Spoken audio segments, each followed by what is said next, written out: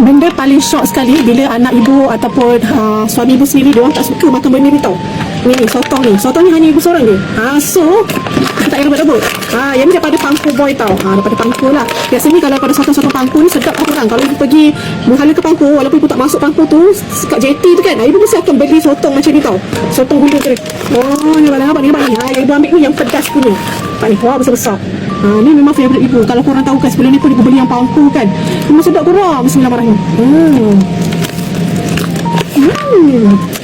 Nampak dah ni, Allah. Lebar-lebar besar-besar yang ni. Berapa gram ni?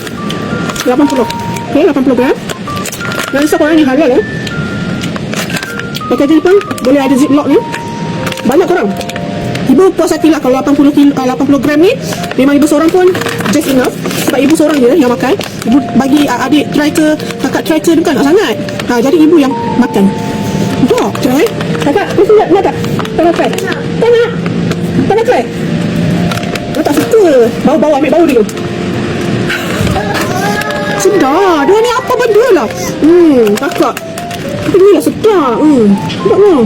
Tak nak sepa. Nak.